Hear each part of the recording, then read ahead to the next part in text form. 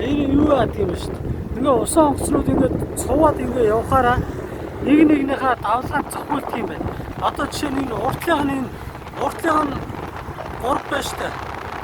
Тэр цаадлан тэр давлгаанд нь зохиулаад цаашаа орчиж байгаа. Тэгсэн энэ ардлын энэ ардлыг нь бас давлгаанд нь зохиулаад ингээд юу аваад байгаа байхгүй.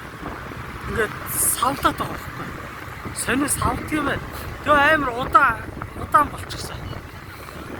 Гол нь ус зүсэж байгаа нь удаан л баймарий. Тэгсэн тэр удаан болчихсон.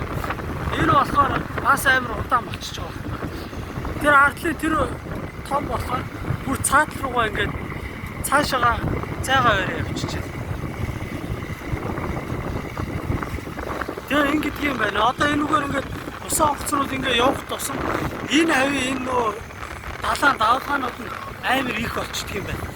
Одоо ингээд өргөлөөд байгаа ч тийм. Өргөлөө нь ингээд ихсэж байгаа. Усан онгоц бага явахаар өргөлөө нь арай бага байдаг юм байна. Одоо энэ бол стовер нилээ хүч гаргаж явж байгаа байхгүй. Тэр ардлын тэр бүр цаатал руугаа гарчихсан. Тэр хүч гарахгүй зүгээр ингэсгээл тааваараа явж байна. А тэр дундлын тэр яах вэ? Тэр түрүү давлаад даялаад ингээд усны давлгаан зохиолоод байсан. Тэр нэг юмд уралдаж байгаа юм шиг л явах юм аа.